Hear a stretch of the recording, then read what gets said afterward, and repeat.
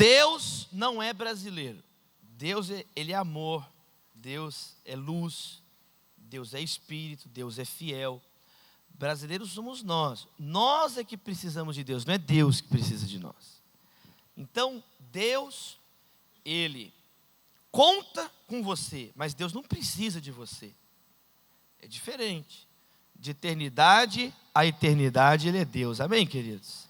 E estamos nesse momento decisivo na nossa nação brasileira, não simplesmente porque é um ano eleitoral, não também por causa de tantas exceções, é um momento de tantas exceções, é um momento excepcional em diversos aspectos, coisas que não aconteciam na nossa nação, mas especialmente, é o que eu trabalho nesse texto, Brasil Polifônico, que é baseado em especial na minha dissertação de mestrado pela PUC. Nós trabalhamos nesse livro o momento que o Brasil está vivendo da seguinte perspectiva. Nós caminhamos para uma nova maneira de fé cristã na nação brasileira. É o que nós vamos estudar aqui hoje. O Brasil tem a maioria cristã, são 87, quase 87%, de acordo com o censo brasileiro, declarados, autodeclarados cristãos. Só que está mudando a índole, o tipo de fé cristã que é professada no Brasil. E eu creio de verdade que nós podemos ser o sal da terra verde e amarela. Amém, queridos? Para isso vamos ler essa passagem do Evangelho de Mateus, capítulo 5. Nós vamos ler o início do Sermão do Monte. E diz assim a palavra do Senhor. Vendo as multidões, Jesus subiu ao monte e se assentou. Seus discípulos aproximaram-se dele e ele começou a ensiná-los, dizendo: Bem-aventurados os pobres em espírito, porque deles é o reino dos céus. Bem-aventurados os que choram, pois serão consolados. Bem-aventurados os humildes, pois eles receberão a terra por herança. Bem-aventurados os que têm fome e sede de justiça, pois serão satisfeitos. Bem-aventurados os misericordiosos, pois obterão misericórdia. Bem-aventurados os puros de coração, pois verão a Deus. Bem-aventurados os pacificadores, pois serão chamados filhos de Deus. E bem-aventurados os perseguidos por causa da justiça, pois deles é o reino dos céus. Bem-aventurados serão vocês quando por minha causa os insultarem, os perseguirem e levantarem todo tipo de calúnia contra vocês. Alegrem-se e regozijem-se, porque grande é a sua recompensa nos céus, pois da mesma forma perseguiram os profetas que viveram antes de vocês. Vocês são o sal da terra, mas se o sal perder o seu sabor, como restaurá-lo? Não servirá para nada, exceto para ser jogado fora e pisado pelos homens. Vocês são a luz do mundo. Não se pode esconder uma cidade construída sobre um monte. E também ninguém acende uma candeia e a coloca debaixo de uma vasilha. Ao contrário, coloca no lugar apropriado e assim ilumina todos os que estão na casa. Assim brilha a luz de vocês diante dos homens, para que vejam as suas boas obras e glorifiquem ao Pai de vocês que está nos céus. Que a palavra se multiplique sobre as nossas vidas, no nome poderoso de Jesus. E Rede Nuvem diz: amém. Então o Brasil é esse choque de civilizações há 518 anos. E desde o início desse choque de civilizações, do ponto de vista dos habitantes nativos da terra brasileira, uma invasão por caravelas, do ponto de vista dos portugueses, uma colonização de uma terra distante. Desde o início desse choque de civilizações, a fé cristã já aparece de algum modo. Primeiro, o nome da ordem que bancou, financiou e enviou os lusitanos. Ordem de Cristo, era o nome da ordem, Ordem de Cristo. O nome do líder das caravelas, Pedro, o nome de um discípulo de Jesus. Eles chegaram, sabe quando aqui? Na Páscoa. Por isso que o primeiro monte que ele avista, na hoje chamada de Praia de Coroa Vermelha, eu tive a alegria de fazer um casamento lá. Quem não casou ainda? Nós vamos orar pelo seu casamento aqui, culto de jovens. A menina colocou assim, Estado Civil, socorro. Calma, irmã, nós vamos orar. Fiz um casamento lá. Sabe qual foi o nome do monte? Monte Pascal. Sabe qual foi a primeira coisa realizada aqui no solo quando eles desceram? Leia a carta de Pedro Vaz Caminha. Uma missa. Ergueram uma cruz, distribuíram cruzes aos nativos. O primeiro nome da terra foi Ilha de Vera Cruz, terra de Vera Cruz, terra da verdadeira cruz. Então o Brasil, para qualquer local que você olhar da nossa história, você vai ver a fé cristã de um modo muito tranquilo lá. Desde o Neymar, 100% Jesus na cabeça dele. O Neymar está precisando ficar de pé, ele é Neemias. Neymar precisa reconstruir as coisas. Do futebol ao Kaká, I belong to Jesus, eu pertenço a Jesus. Os atletas de Cristo, passando por toda a cultura brasileira, Aquarela do Brasil, a música brasileira mais conhecida. Tem um verso que diz, terra de nosso Senhor. Você chega no Congresso Nacional, a primeira frase que é dita na abertura do trabalho é essa: sob a proteção de Deus e pelo bem do povo brasileiro está aberta mais uma sessão do Congresso Nacional. E aí você fica procurando Deus e o bem do povo brasileiro, porque eles querem os bens do povo brasileiro. Mas você continua olhando as referências, crucifixos em todo lugar. A nossa literatura saturada da fé cristã, é a fé do povo brasileiro. Machado de Assis, nosso maior escritor, o organizador, o patrono das letras brasileiras, da Academia Brasileira de Letras. Olha o nome do livro dele, Esaú e Jacó. Olha como é que começa Memórias Póstumas de Brás Cubas. É uma brincadeira com o final do livro de Deuteronômio, quando o narrador, o Brás Cubas, ele fala, eu vou contar minha história, eu já estou morto, tipo Moisés em Deuteronômio, que conta a própria morte. Então a literatura brasileira inteira vai dialogando com a fé cristã. A mesma coisa a arquitetura brasileira, Brasília. Quando você olha na esplanada dos ministérios, tem a Catedral de Brasília, que se tornou na prática ali um local de cultos cristãos, católicos, teoricamente é uma capela ecumênica, mas tem as estátuas dos 4 evangelistas na porta. Olha o nome dos estados do Brasil, Espírito Santo. Quem viu 3 meses atrás que teve um traficante chamado Capeta que foi preso no Espírito Santo? Quem viu essa notícia? Capeta é preso no Espírito Santo. Notícias brasileiras. Porque os estados, olha o estado que eu nasci, São Paulo. Porque foi no dia 25 de janeiro realizada a reunião na então Vila de São Vicente. E no dia 25 de janeiro, no calendário cristão, é atribuído o nascimento do apóstolo Paulo. Então foi batizado com o nome do apóstolo Paulo. Então eu sou paulista, paulistano, são paulino e admiro o apóstolo Paulo.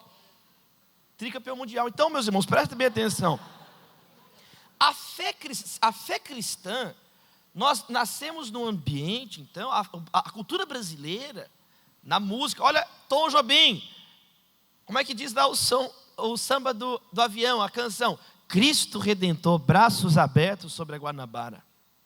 Então o Brasil, ele não precisa mais ser cristianizado, ele sempre foi cristianizado nominalmente. Mas talvez o que possa estar faltando no Brasil nesse momento é que o sal está sem sabor. E até mesmo essa pregação já foi feita. Padre Vieira, existe um sermão clássico do Padre Vieira sobre esse texto que nós lemos, onde ele diz justamente isso. Séculos atrás ele já falou isso. Ele foi um pregador cristão, um dos grandes oradores lusófonos de fala portuguesa da história, que disse o seguinte, gente, o sal é a igreja, são os discípulos de Jesus, e ele deve ser o remédio para os problemas, para a falta de sabor do mundo. Mas se o sal perdeu o sabor, é como se o remédio precisasse ser remediado. Se o remédio não tem eficiência, então não tem solução. Nós temos que remediar o remédio, dizia já o Padre Vieira. Queridos irmãos, nesses minutos aqui, eu queria fazer uma reflexão com vocês, conversar um pouco então sobre a nossa geração nesse momento, amém, queridos?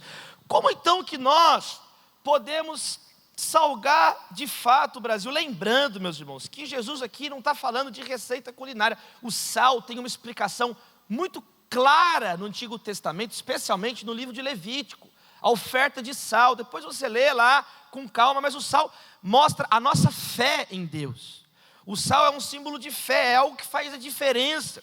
E Jesus utiliza aqui uma expressão muito forte: se o sal perder o gosto, quem poderá restaurá-lo? Não serve para mais nada, vira tapa-buraco. E a igreja não deve ser tapa-buraco, a igreja deve fazer a diferença, amém, queridos? A igreja não é tapa-buraco de entretenimento sábado à noite.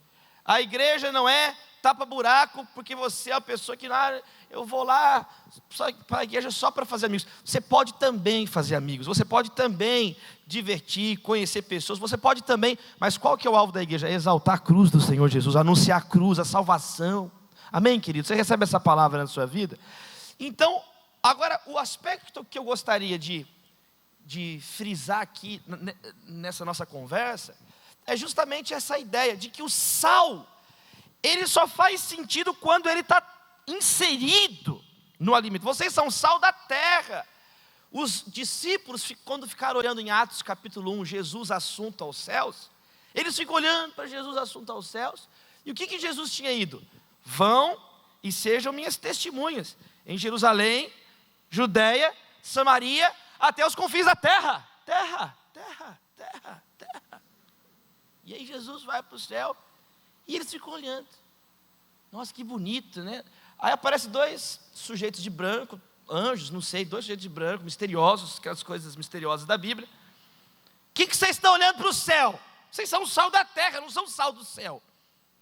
Vamos agora é hora de trabalhar, agora é hora de arregaçarmos as mangas, é hora de praticar. E eu acho que essa é a palavra para a igreja brasileira no tempo atual. Nós não estamos numa época de hipóteses intermináveis. Nós estamos na época de viver pelo menos 1% dos sermões que nós já ouvimos na vida inteira, meus irmãos. Nós estamos na hora de vivermos os sermões. É uma das ilustrações mais clássicas, quando o missionário David Wang, ele pregou na China uma vez, num local perseguido, que o cristianismo era perseguido. Ele falou 4 horas, ele tinha pregado uma mensagem 2 horas, pediram para ele falar mais 2 horas, e ele termina de falar 4, imagina você falar 4 horas, eu falei hoje o dia inteiro no curso, que eu não estou aguentando falar mais, meus irmãos, e ele falou 4 horas, quando ele terminou de explicar lá o que ele tinha para os irmãos na China, os irmãos na China ergueram as mãos, e começaram a cantar assim: não gostamos de sermões, sermões não prestam para nada, e ele ficou olhando as pessoas assim: por que vocês deixaram falar 4 horas se vocês não gostam? Por que não falaram antes? Aí veio a segunda parte da música: nós vamos viver os sermões, viveremos os sermões. Nós gostamos aqui de viver os sermões. Quem quer viver os sermões? Eu quero viver os sermões. Está na hora de nós vivermos as mensagens. Nós já sabemos o que devemos fazer. Então é um momento de comandos práticos para a nossa juventude. Amém, queridos irmãos? Está na hora de nós sairmos de conversas intermináveis. É um momento, há tempo para todo bom propósito debaixo do céu. E esse é o tempo, meus irmãos, de nós salgarmos agora as artes, a cultura brasileira, a academia brasileira, as instituições, as estruturas de poder na nação brasileira, e salgar esses ambientes, meus irmãos. É muito mais do que você simplesmente chegar lá na sua universidade, estudante alcançar estudante. Graças a Deus, isso já é feito. Estudante alcançando estudante. E que continue sendo feito. Deus tem levantado novas iniciativas ao redor da nação brasileira. O movimento Nova Geração, o FIRE Universitário, o movimento Dunamis, que tem adquirido uma repercussão fora até mesmo do Brasil. Mas graças a Deus, há 62 anos, 61 anos, a Aliança Bíblica Universitária realiza o trabalho de estudante alcançando estudante. Está na hora da gente subir o tom. Está na hora agora de alcançarmos os docentes da nação brasileira. Está na hora agora de teorias alcançando teorias, teorias melhores refutando más teorias. Louvo a Deus pela vida do pastor Sérgio Queiroz, a Associação Brasileira de Cristãos na Ciência, novas iniciativas, que Deus levante aqui doutores, acadêmicos, docentes, reitores, ministros da educação da nação brasileira, em nome de Jesus, amém, queridos irmãos? No brasão de todas as universidades de ponta do mundo, sabe qual que é o símbolo do brasão? A Bíblia aberta. Símbolo da Universidade de Harvard. São 3 Bíblias, Harvard apelou, são 3 Bíblias abertas. Escrito verdade, veritas. Mesma coisa na Inglaterra, Oxford, Cambridge, são Bíblias. O cara lá em Oxford, eu sou ateu, o símbolo dele é a Bíblia aberta, estou no peito dele. Então, meus irmãos, a história que eu sempre conto, e eu vou ter que contar aqui, que eu sempre conto essa história, eu gosto de contar e vou ficar contando, e eu quero contar. O dia que o professor virou para mim na sala de aula e falou assim: todo crente é burro. Eu acordei primeiro, eu olhei para ele assim. E eu tinha um amigo que é o Alfredo, né? O Alfredo era meu melhor amigo lá na faculdade. O Alfredo, ele é ateu, até hoje ele é ateu. O Alfredo não acredita que você existe, quanto mais ele não acredita em nada, o Alfredo. E aí o Alfredo começou a me provocar: seu jumento, você é burro. Eu olhei para ele e falei assim: cala a boca, Alfredo. Aí eu olhei para o professor e disse assim. Aí o professor falou assim: a aula acabou. Aí eu levantei e falei assim: professor, a aula não acabou. Foi o meu momento, Deus não está morto. Aí eu levantei assim: professor, a aula não acabou. Aí por que a aula não acabou? A aula não acabou porque eu falei que não acabou. O senhor disse que ele sempre provocava. Esse dia eu perdi a paciência. Esse dia, o fruto do espírito da paciência e do domínio próprio não estava comigo. Eu falei, estava em falta esse dia. Eu peguei e falei: professor, quer dizer que todo crente é burro?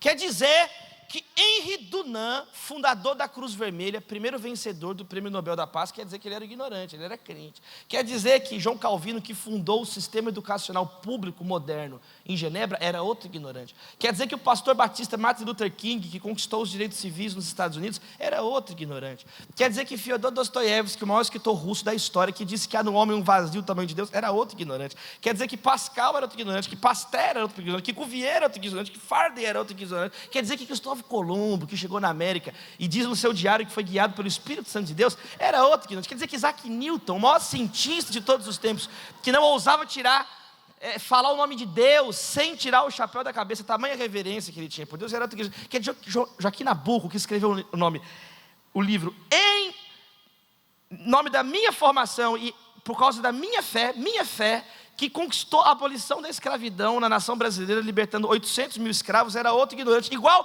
William Wilberforce no parlamento britânico. A turma começou, porque a turma quer ver o circo pegar fogo. E a minha colega freira, que pegou o terço. Aí o professor ficou me olhando assim, eu falei assim: professor, se o senhor não acredita em Deus, mas o senhor tem que ser completamente respeitado, profundamente respeitado. O senhor, o Alfredo, todos vocês têm que ser profundamente respeitados. Poxa, do mesmo jeito que você tem que respeitar aquelas pessoas que acreditam em Deus, pessoal. A aula acabou e a porta fica ali, pode sair. Então, meus irmãos, nós precisamos agora de um ministério, não só um ministério estudantil, de um ministério acadêmico, de um ministério de políticas educacionais. Nós precisamos agora não só ter pessoas esparramadas por aí, mais do que protestar em portas de museus, temos que ter artistas com qualidade para estar dentro dos museus, das galerias de arte. Está na hora então de nós salgarmos a cultura brasileira com o amor de Deus. Às vezes fica difícil ligar a televisão, assistir uma série, gente, de tantos valores contrários à nossa fé, ofensivos, e não tem às vezes Está na hora de nós termos uma teologia do entretenimento saudável. Quantos estão entendendo o que eu estou querendo dizer aqui? Está na hora, meus irmãos, então, de nós salgarmos. Agora, essa missão, ela não vai acontecer, ela não tem como acontecer, se nós cairmos nessa atitude antibíblica de ficarmos criando então uma igreja de cruzados. Nós temos que criar uma igreja de crucificados. Esse nosso ímpeto, essa nossa vontade, ela tem que ser completamente bem-aventurada. É mais do que ser bem-sucedido, nós somos bem-aventurados. É mais, meus irmãos, do que então é isso mesmo, vamos lá. E aí não é só ter a motivação correta, é fazer do modo correto, para a glória de Deus, com a motivação correta. E Jesus explica aqui, bem-aventurados os pobres em espírito. É com o espírito carente, não é com o espírito altivo, não é com o espírito de você achar que você é melhor do que ninguém. Todos nós somos pecadores e precisamos da glória de Deus, da graça de Deus, da misericórdia de Deus. Não é isso que a Bíblia nos ensina? Todos pecaram. Então já começa assim, Jesus começa a mostrar o que é a pessoa bem-aventurada. Não é alguém então rico de si, orgulhoso de si, como o menino que colocou o adesivo atrás do carro dele. Eu vi, eu me amo e vice-versa. Ele estava indo para o inferno com o carro dele. É outra história que eu sempre conto. O dia na sala de aula, o professor perguntou para uma menina assim: e você, quando você vai casar? A menina falou: professor, se Deus quiser, eu nunca vou casar. A gente toma surto com essas pessoas. Eu vou conquistar tudo sozinho, eu vou fazer tudo sozinho, não quero nenhum homem mandando em mim, ninguém mandando em mim, meu corpo, minhas regras. Aí, ela deu um chilique, e aí, eu fiquei tão indignado que eu fui tirar satisfação com ela no final da aula. Falei: que história é essa, que não vai casar, que é isso? Ei! Como é que é o barulho que vocês fazem? Isso aí! O que é isso que você está fazendo aí? Aí ela pegou e falou: todos os homens são iguais. Falei: não, todos os homens não são iguais, não. Não. Você vai encontrar um homem que vai te amar, tem homens legais aí e tal. Aí ela pegou: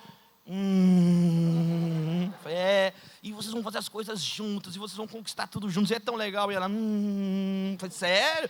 E ele vai dar a vida por você, você vai ver. Ela: casa comigo você. Falei: não, menina, você é feia, sai de perto de mim. Tem gente que às vezes não fala, mas pensa desse jeito, sabe? É uma pessoa arrogante, petulante, é uma pessoa impiedosa, é uma pessoa... O cristão não é assim, o cristão já reconhece, ele já começa perdendo, perdi. Cristo seja tudo em todos.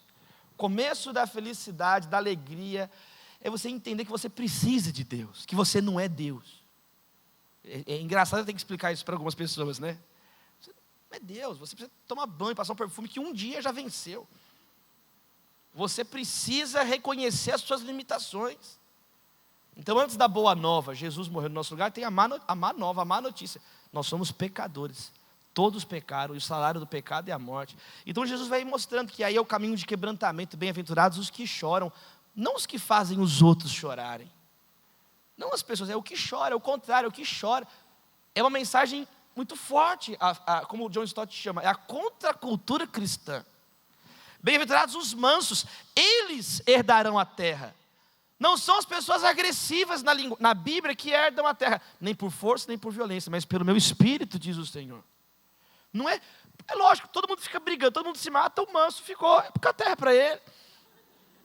É o manso que herda a terra, é quem está no controle do Espírito Santo. Deus falou para Moisés: fala com a pedra para sair água. Ele deu chilique nele, ele bateu na pedra, ele não entrou na terra prometida.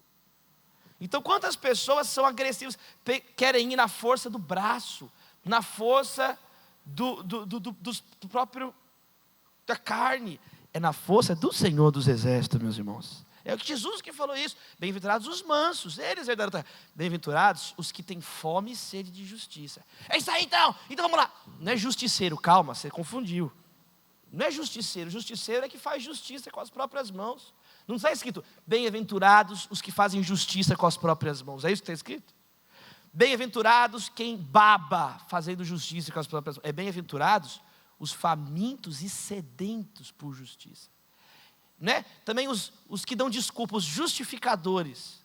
É quem é faminto e sedento. Mas tem um que nos justifica, o nome dele é Jesus. Ele morreu na cruz, está consumado. Então nós reconhecemos, eu tenho fome dessa justiça. E Ele é o pão vivo que desceu do céu. Ele dá a água viva para nós. Bem-aventurados, olha a pregação de Jesus. Os misericordiosos. Então não é o impiedoso, é o misericordioso. É o puro de coração, porque eles verão a Deus. Não é isso? O que Jesus diz em Mateus 25? Tive fome e me deste de comer. Tive sede, me deste de beber. Eu estava nu e você me vestiu. Eu estava preso e você me visitou. Eu era estrangeiro e você me acolheu. Só que tem crente hoje que rasgou Mateus 25 da Bíblia. Olha como que tem gente que está precisando ler a Bíblia, converter, ouvir cajadada do pastor. Para o teu próprio bem, meu irmão, que eu estou te falando isso. Então o que acontece? Bem-aventurado o puro de coração, ele vai ver Deus. Quando Jesus, que te demos de comer, de beber, quando você fez a esses encarcerados, a esses pequenos, você fez para mim. Então você começa a ver Jesus no outro. Quanto mais perto, Carlos Alberto Bezerra Júnior esteve recentemente aqui, na conferência, a frase dele que eu gosto muito: quanto mais perto de Jesus, menor a vontade de atirar pedras. Porque você vai vendo a tua própria impureza, a tua própria... E você vai sendo vencido pelo amor de Deus que te constrange. Amém, queridos irmãos? Bem-aventurados os pacificadores. É muito fácil ficar atrás do púlpito dando tiro em todo mundo, xingando todo mundo. É muito mais difícil ter a coragem de pacificar, de se colocar na vulnerabilidade. Tem que ser muito mais firme, tem que ter muito mais fibra. É muito mais difícil. É muito mais difícil conciliar dois amigos do que brigar com uma pessoa. É muito mais difícil. Eu sou uma pessoa que só o sangue de Jesus na minha vida, meus irmãos. Eu era menino, começava a estudar apologética. Eu li mais livros do que é o suficiente para uma vida. Eu li mais. E li. Eu fico imaginando assim, eu brigava com todo mundo. Eu vencia as pessoas com 30 segundos de conversa. Não bastava vencer no argumento, tinha que humilhar a pessoa. Tipo a Alemanha com o Brasil. Era um negócio assim na minha vida. Não adianta ganhar de 1, tem que ganhar de 7-0, de 7-1, tem que humilhar, entendeu? E aí eu fazia isso sempre, aí as pessoas começaram a ficar machucadas, começaram a ficar tristes, e aí eu saí da adolescência mental, eu saí da adolescência teológica, da adolescência, e aí a gente vai amadurecendo, vai entendendo que tem pessoas, que é o amor de Deus. Então, meus irmãos, como é que culmina? Os perseguidos por causa da justiça, deles é o reino dos céus. Então é muito bonita. O Evangelho, ele inverte a lógica de agressividade do mundo. Isso significa, então não precisa de polícia, não precisa de segurança. O que você está falando isso? Calma, respira em primeiro lugar, fica na sua aí, respira. Primeiro lugar, respira. Não fica... Primeiro lugar, pare de dar chilique, primeiro lugar. Segundo lugar, é óbvio que não. Jesus aqui não está falando do sistema militar, Jesus está falando aqui da essência do Evangelho, do nosso Deus, que Ele enviou Jesus. Amém, queridos? No próprio Sermão do Monte, Jesus vai falar, Ele vai dizer, olha, resolve as suas pendências antes que você vá para a cadeia e não saia de lá enquanto não pagar o último xelinho, o último centavo. Você vai ver em Atos, militares que se convertem, como centurião Cornélio. Você vai ver na história da igreja como que muitos militares foram os primeiros missionários no norte da Europa, se deslocando com os destacamentos do Império Romano. Eu tive a alegria de ministrar na Páscoa Militar, na Academia Militar das Agulhas Negras. E quantos irmãos nossos trabalham no Exército, na Aeronáutica, na Marinha. Glória a Deus por essas vidas preciosas. Amém, queridos? Não é nada disso. Mas está falando de outro aspecto, da vida cristã, dos valores cristãos, do modo cristão de ser. Então Jesus, nesse sentido, quem está entendendo o que eu estou falando aqui? Nesse sentido, é indefensável no Evangelho que Jesus veio chamar uma revolução armada. Não tem. Isso era Barrabás que fazia. Isso era Barrabás, essa era a mensagem de Barrabás, não é a mensagem de Cristo. Quem vocês querem, Cristo ou Barrabás? Essa era a mensagem militarizada, política. E Jesus veio falar, o meu reino não é deste mundo. Amém, queridos irmãos? É o reino de Deus, meus irmãos. É o reino do Senhor. Então, o que acontece? O nosso amado Senhor Jesus, Ele explicou o Evangelho, é simples, meus irmãos. Entre vocês não será assim. Entre vocês, essa é a lógica do mundo. No reino de Deus a lógica é diferente. Os últimos serão os primeiros. O maior é o menor. Quando sou fraco, é que sou... Fala, gente! É forte. Vocês não têm vitamina, não? Aquele que perde a sua vida, esse achará. É melhor dar do que receber. Então o Evangelho é loucura, é escândalo. Mas para aqueles que creem, é o poder de Deus para a salvação. Não me envergonho do Evangelho. Amém, queridos? Não me envergonho do Evangelho. Queridos, e aí Jesus fala então vocês vão ser perseguidos. Porque essa mensagem, ela é o contrário do que a gente aprende. O cristão, ele sabe a hora de exigir direitos, mas ele sabe a hora de abrir mão de direitos. Paulo, ele sabia a hora de exigir direitos. Há tempo para todo propósito, Eclesiastes 3. Então ele fala, tem uma hora que ele coloca os fariseus brigando entre eles, lá, os judeus. Ele fala, na verdade eu estou sendo julgado porque eu acredito na ressurreição. Ele arruma uma briga dos fariseus com os saduceus e escapa. Paulo é o Jedi da fé cristã. Aí tem outra hora que vai ver, sou cidadão romano, tira a mão de mim, ninguém manda em mim, tira a mão de mim. Eu vou agora ser julgado por certo. Então ele sabia, mas tinha hora que ele abria mão de direitos. Ele falou, eu tenho o direito de receber como um pregador do evangelho, porque lá em Deuteronômio está escrito como boi que debulha o trigo e tal, mas eu abri mão desse direito. Então a fé cristã nos ensina que há momento de ir e vir, há momento de abraçar, de lançar, de abraçar, e esse momento difícil, delicado da nossa nação, está na hora de nós salgarmos, amém, queridos, o Brasil. Está na hora de nós salgarmos, e eu quero então caminhar aqui para uma parte de lições bem práticas para a nossa vida, falando, meus irmãos, dos nossos relacionamentos no dia a dia, amém, queridos? Os nossos relacionamentos, algumas palavras que eu queria deixar na sua vida, sobre você estar em ambientes e salgar esses ambientes, não ser mais do mesmo, não ser o sal insípido, que vira ali um tapa-buraco, mas na sua família, na sua sala de aula, no seu trabalho, na sua rua, nas suas conversas no WhatsApp, né? Então, meus irmãos, né, não sairá nenhum tweet torpe dos vossos dedos, mas apenas aquele que edifica, né? Olha que bonito o texto bíblico, 1 João 1,7, pois se andarmos na luz, como Ele está na luz, temos comunhão uns com os outros e o sangue de Jesus nos purifica de todo pecado, amém? Olha algumas perguntas que eu queria fazer para você. Você está perto das pessoas? Porque o sal tem que estar no alimento, para fazer essa diferença que a gente está estudando aqui no texto de abertura do Sermão do Monte. Mas tem pessoas que estão se isolando. Você se isola porque as pessoas são difíceis de conviver. É isso mesmo, as pessoas são insuportáveis, você está certo. Já viu gente que fala assim, eu não estou me aguentando, nem a própria pessoa está se aguentando. Quem já ouviu gente falar assim, eu não estou me aguentando hoje, nem ela se aguenta, quanto mais você que não tem culpa de não ser ela. Então tem gente que é difícil, tem gente complicada, tem gente que é insuportável, que é o Senhor Deus que dá paciência para a gente. Gente chata. Querido, não está escrito Chatos dos Apóstolos, não é esse o nome do livro. Atos dos Apóstolos. Teve um dia que eu estava descendo assim, para almoçar na faculdade, aí eu escutei uma funcionária da faculdade falar com a outra assim, puxa vida, eu podia ter R$10 que eu ia almoçar ali, 10 conto. Aí eu escutei isso e voltei, eu fiquei, poxa, eu vou lá dar um R$10 para ela, eu voltei, aí eu falei assim, querida, aí eu peguei e dei assim, uma nota de R$20 para ela, almoça ali, almoça vocês lá, tchau, eu desci.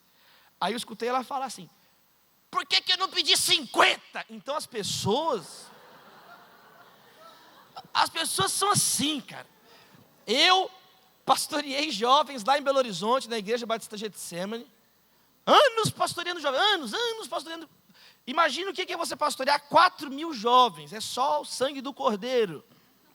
Porque todo mundo reclama o tempo inteiro. Então faz o culto sábado, não dá para ir. Faz terça, não vai também. Faz a conferência paga, reclama. Faz de graça, não vai. Então, não é que tem algum problema. O problema é você. Você é o problema do universo. Você pensa que você é a solução. É o contrário, você é o único problema do mundo. Se não tivesse você, estava tudo resolvido. É aquela velha história. Perguntaram para o evangelista Billy Graham, que faleceu no último mês de fevereiro. Billy Graham, qual que é a igreja perfeita que eu devo ir? Aí o Billy Graham respondeu, olha, o dia que você achar a igreja perfeita, não entra que você estraga ela. Você estraga a igreja perfeita. A pessoa que faz uma pergunta dessa já está estragando a igreja. Então, às vezes você vai ficando tão decepcionado com as pessoas difíceis de conviver, que aí você mesmo vai ficando chato, você mesmo não conversa com ninguém, e aí você mesmo vai ficando uma pessoa enjoada, você mesmo é uma pessoa que vai se tornando uma pessoa assim. Então, eu queria te perguntar, às vezes uma decepção com alguma péssima amizade está te impedindo de salgar, de estar perto de outras pessoas e fazer diferença, e outras pessoas fazerem a diferença na sua vida. Às vezes, o comodismo mesmo do egoísmo e do pecado. Porque nós lemos aqui em 1 João 1,7 que quando você vai ficando perto, você vai indo para a luz. Quanto mais na luz, mais comunhão com os irmãos você tem, é o que a Bíblia diz. Quanto menos na luz, mais para a escuridão e para as trevas, mais a sua vida é uma coisa assim, do doutor estranho, é uma coisa assim, esquisita, é uma coisa, sabe, ninguém tem acesso à tua vida, ninguém visita a tua casa, ninguém sabe quem é você. Já viu algumas pessoas que se você pegar o telefone dela, ela tem um mini infarto. Você já percebeu, gente, assim? Sempre pega o telefone, ai meu Deus, ai meu Deus. A pessoa fica desesperada, porque tem demônios habitando no iPhone da pessoa. É só uma pequena passeada que a pessoa ela desmancha na tua frente. Então, meus irmãos, está na hora de nós estarmos na luz como servos de Deus no Brasil. Está na hora de você salgar. Está na hora de você, sabe, algumas coisas bem práticas. Passar refeição junto com alguém. Tem gente que não senta com ninguém para comer, para almoçar, para jantar. Você só come sozinho. É tipo um cachorro rosnando. Tenta pegar a comida do cachorro. Eu conheço gente que é assim. Não baixa a guarda nunca. Não tem comunhão com ninguém. Aí pergunta por que o Brasil está do jeito que está. Existem algumas pessoas que têm tanta influência no Brasil, tanto poder, tantas possibilidades, que um grupo pequeno de pessoas, se tivesse a capacidade de sentar na mesa para resolver problemas, jamais estaríamos numa crise crônica, econômica, a situação que o Brasil chegou. Mostra muito da incapacidade da liderança brasileira, e nós, como servos do Senhor, não podemos entrar nesse barco, amém, querido? Nós temos que fazer diferença, e isso começa ao nosso redor. Você não faz diferença na sua família, na sua casa, na sua sala de aula, vamos mudar o Brasil. Você não sabe nem o que é o Brasil, meu irmão. Você não faz a diferença no seu bairro, você não faz diferença em coisas simples, em coisas básicas. Vamos falar do Brasil polifônico, vamos falar da João Pessoa polifônica. Vamos falar o que você pode fazer aqui na capital da Paraíba. Vamos falar qual foi o festival que você já criou. Qual é a ONG que você organizou. Quem está entendendo o que eu estou falando? Amém, queridos irmãos? E eu não estou falando de nada que eu não fiz. Porque quando eu estava lá em Belo Horizonte, tem 4 anos agora que eu moro em São Paulo, mas quando eu estava em Belo Horizonte, eu sinalizei várias coisas nessa direção. Eu falei assim, eu quero alcançar os artistas. Mas como que eu vou alcançar os artistas se eu não conheço os artistas, se eu não estou no lugar dos artistas, se eu não convivo com os artistas? Aí eu comecei a pesquisar. Qual é a principal revista cultural lá de Belo Horizonte? Sabe o que eu descobri? Que não existe essa revista. Aí eu falei, eu vou fazer a revista cultural para transitar na própria revista que eu vou criar. Aí eu criei a revista A Distopia. E na revista Distopia eu chamei os principais artistas de vanguarda da cidade de Belo Horizonte. E a revista, não tem nome de igreja, é uma revista 1000% cultural. Quem está entendendo o que eu estou falando? Eu fiz uma revista cultural, chamei o pessoal do teatro da UFMG, chamei o coletivo vegano Gato Negro, chamei as pessoas de áreas completamente diferentes da cultura, que eu nem conhecia, de música. Tem um amigo que eu fiz, que ele é da Sociedade de Acupuntura, foi uma bênção. O outro era a outra menina do polidense. Ela me ligou um dia depois, pastor, ora por mim. Eu estou com sono, uma pessoa está serva para não cair do poste, Senhor, tenha misericórdia. E todo mundo sabia que eu era um pastor. Quem está entendendo o que eu estou falando? Mas era uma revista cultural, falando de Belo Horizonte, com contos, com poesia. Ela ganhou prêmio de design do governo de Minas. A revista ganhou apoio institucional da Academia Mineira de Letras, porque é um trabalho com excelência. E aí comecei a conviver. Hoje, eu vou lançar o Brasil Polifônico terça-feira agora em Belo Horizonte. Nós vamos parar lá em Belo Horizonte, vamos falar na rádio, na televisão, nos negócios tudo da cultura, da igreja, da academia. Quem está entendendo o que eu estou falando? Agora, você fica parado esperando, então você vai definhando. Você vai se tornando uma pessoa que não faz diferença nenhuma, nem para ninguém, muito menos para ninguém. Então, olha aqui. De tão ninguém que fica. Olha aqui. Participe de refeições com as pessoas. Receba as pessoas na sua casa. Sabe? Tem gente que não recebe uma visita há uns 3 anos. Por isso que a tua casa está do jeito que está. Você vai acostumando com a confusão. Lá na sua casa tinha um quarto vazio que virou o quarto da... Está vendo? Está lá na sua casa o quarto da bagunça. Receba pessoas. A minha casa é uma casa aberta. Eu recebo os amigos, eu recebo gente. Receba pessoas. Você vai salgando as pessoas. Vai recebendo essa palavra no teu coração. Outra palavra, sabe, hospede um irmão na tua casa. Eu cresci numa casa habitada por missionários. Meu pai e minha mãe, envolvidos na igreja, meu pai é pastor, meu pai e minha mãe, meus 4 avós e meus 8 bisavós foram todos pastores, plantadores de igreja. Todo mundo na minha família é pastor. O cachorro é pastor belga, o outro é pastor alemão. primo pastor, tio pastor, bisavô pastor, tudo que é igreja. Então eu cresci numa casa que eu aprendi a hospedar pessoas na minha casa. E eu me hospedo na casa dos outros. E isso é muito bom, você conviver com pessoas, chamar. Por exemplo, hoje é tão fácil fazer isso, tem tantas conferências, a Rede Nuvem é tão conectada com movimentos de mocidade no Recife, em Fortaleza, que é perto aqui, sabe? Fazer intercâmbios, receber irmãos de lá, vocês irem para lá, sabe? Se mexe, meu irmão. A preguiça que vocês têm, vocês não, eu digo assim, né? Assim, vocês, assim, né? Sabe o que você tem que fazer? Case os outros, olha que bênção. Eu estou completando 8 anos de casado, agora eu já estou na fase de casar os outros agora. Então, por exemplo, tem uma amiga nossa, minha e da minha esposa, que ficou hospedada tem 2 semanas na nossa casa, a Lana. Eu falei, Lana, você não casou ainda, Lana, 40 anos, sai do Egito, Lana, tá? Pelo amor de Deus. Eu falei, Lana, nós vamos casar você. E aí, tem um primo meu lá, de Americana, o cara top, 50, top, rico, fazendeiro, milionário, pastor, homem de Deus. Eu falei, nós vamos casar você. No mínimo namorar, vocês vão. No mínimo, não, vocês vão dar uma namoradinha, vocês vão. Nem que seja uma namoradinha, sim. Mas vocês vão, sabe? Agora você, quem está entendendo o que eu estou falando? Tem gente que está nem aí, você só pensa em você. Você só pensa, assim, é só sua vida, é só o seu namoro, seu casamento. Você não consegue pensar no seu, quem está em volta de você. Quando que você vai ter competência para pensar o Brasil? Você acha que é fácil pensar o Brasil? Como eu já dizia Tom Jobim, o Brasil não é para principiantes.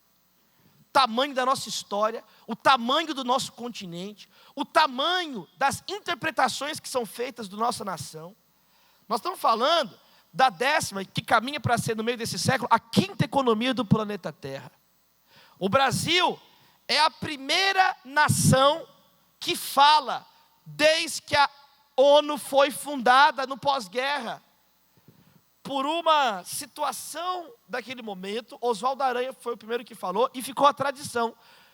Todos os chefes de Estado têm que primeiro ficar quieto e ouvir o chefe de Estado da República Federativa do Brasil, é o primeiro que fala. E eu creio que há um Deus no céu, eu creio que o trono de Cristo é o ponto fixo de um universo instável, eu creio que Jesus é o Rei dos Reis, Senhor dos Senhores, que Ele preside presidentes e que Ele lava jato. Eu creio que nada disso é por acaso, meus irmãos. Eu creio que Deus está no controle de tudo. O Brasil é um país poupado de furacões, olha lá nos Estados Unidos, as inundações. O Brasil é poupado de terremotos. O Brasil, ele é poupado de tantas catástrofes naturais. O Brasil tem mais da metade da água utilizável do planeta Terra. O aquífero Guarani, a bacia do Rio Amazonas, chuvas regulares. Um solo que tudo dá, como já foi visto desde o início. Olha, vocês vão estudar aqui Brasil polifônico, nós vamos fazer diferença nesse Brasil. Tem muitas vozes, que nós possamos ser a voz do Senhor nessa geração. Uma voz que chama as pessoas ao arrependimento, uma voz que enxuga as lágrimas das pessoas com palavras de Deus, palavras que exortam, que consolam, que edificam. Amém, querido? Você tá comigo nessa? Nós estamos juntos nessa, meu querido irmão. Então vamos estudar o Brasil, vamos ler então os intérpretes da nossa terra. Se quer conhecer o Brasil, então tem que começar a estudar. Raízes do Brasil, Sérgio Buarque de Holanda, Gilberto Freire, Casagrande Senzala, isso aí são as vogais. Eu estou falando de vogais. Eu não estou falando nada mirabolante. Eu estou falando o mínimo do mínimo do mínimo. Você precisa ler O Povo Brasileiro, do Darcy Ribeiro, Os Donos do Poder, de Raimundo Faoro. E aí você vai acompanhando algumas leituras elementares, até você chegar nos pensadores do Brasil contemporâneo.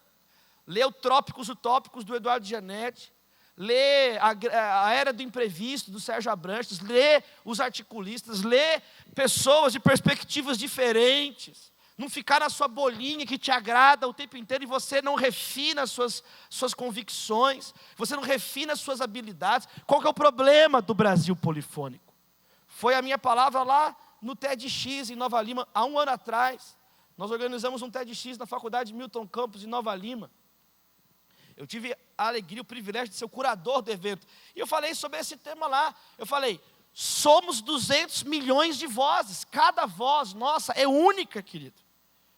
A sua voz é como a impressão digital, não tem voz igual, pode ter voz com timbre parecido, não tem voz igual a outra. E não só por uma questão, né, da anatomia do corpo humano, mas por uma questão também, como nós falamos em filosofia, ontológico. Cada vida é única, cada trajetória, só você tem a sua trajetória, só você tem a sua voz, só você teve as suas lutas. Escute isso aqui essa noite, você veio aqui para ouvir isso. As suas maiores lutas, aquilo que fez você mais chorar, é aquilo que mais te qualifica a fazer diferença no Brasil. A falar, nós vamos ouvir aquilo que às vezes arrancou um pedaço teu, mas aí você está aprovado para falar sobre isso. Tem gente querendo papaguear palavras que não mexeu nem com ela, vai mexer com quem? Quem está entendendo o que eu estou tentando dizer aqui, meus irmãos? O que eu estou querendo dizer é que está na hora da juventude cristã, da juventude protestante, dos cultos de jovens no Brasil, subir o tom no bom sentido, aprofundar as nossas reflexões, aprofundar as nossas séries de mensagens. Até quando o culto de jovem vai ficar parecido mais com o culto de adolescente do que de jovem adulto? Há uma infantilização do ministério com os jovens brasileiros. Vocês estão vendo aqui, não tem problema nenhum a gente rir, não tem problema nenhum nós nos alegrarmos, não tem problema nenhum ter uma conversa aberta, uma conversa franca, mas o tempo inteiro nós devemos perceber, meus irmãos, que a situação é difícil no Brasil, que para a maioria das pessoas tem fome, tem desemprego, entende? Não dá para a gente ficar dissociado da realidade, vivendo assim de um modo alienado. Tem pessoas sofrendo muito. Quarta-feira agora eu vou falar na faculdade Milton Campos em Belo Horizonte, de manhã, como embaixador da ONG Visão Mundial. É o Setembro Amarelo, campanha, está uma epidemia de suicídio no meio da juventude. Está uma epidemia de suicídio no meio dos jovens. Sabe, uma das meninas aí, blogueiras famosas, me ligou chorando sexta-feira, uma amiga de infância foi lá, tirou a própria vida, e de madrugada, conversando, falando. Sabe o que está acontecendo com a nossa juventude? São os nossos amigos, são os nossos irmãos, são os nossos primos, são os nossos colegas da escola, da faculdade, os vizinhos. Então está na hora, meus irmãos, de nós salgarmos o Brasil. Está na hora de nós salgarmos o Brasil, e essa é a minha questão para a tua vida. Sabe, se nós, com quem está perto de nós, nós não nos importamos. Olha esses provérbios. Quem fere por amor, mostra lealdade, mas o inimigo multiplica beijos. Provérbios 27, verso 6.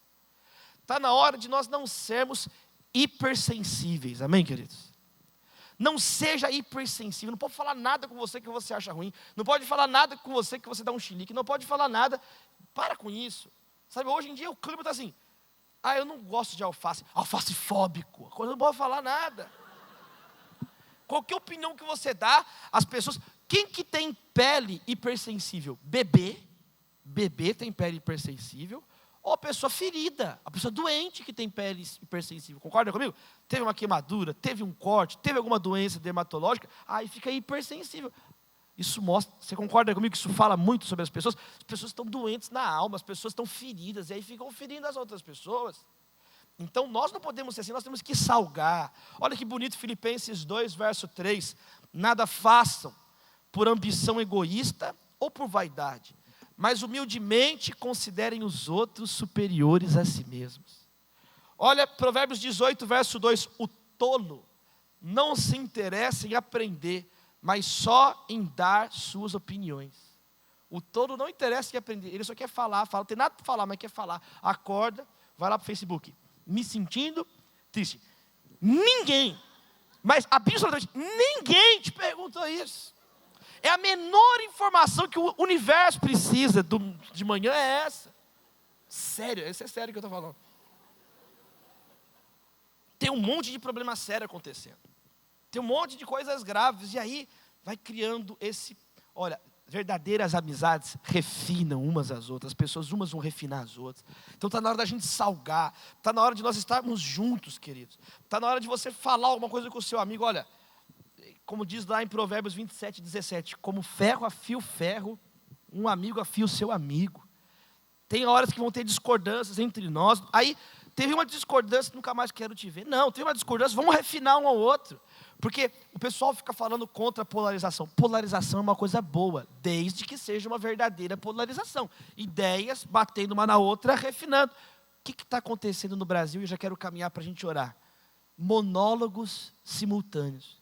São pessoas cada uma falando para si mesma, cada uma falando consigo mesmo. Que Deus levante uma geração sal da terra verde e amarela. Que Deus levante uma geração sal da terra de Veracruz. Que Deus ressalinize as nossas vidas. Pessoas que já pregaram o Evangelho, pessoas que poderiam estar pregando aqui hoje à noite, pessoas que poderiam estar fazendo muito mais a diferença, mas foram perdendo sal, foram se tornando aquilo que a Bíblia chama de consciência cauterizada, foi acostumando, foi normalizando, foi se tornando uma pessoa previsível, foi se tornando uma pessoa já sem brilho nos olhos. Queridos, vamos falar de Jesus, precisamos falar, menos de nós e mais de Jesus. Jesus é o Cordeiro que tira o pecado do mundo, meus irmãos.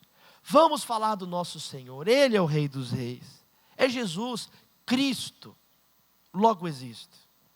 Não é assim? Nele vivemos, nos movemos, existimos.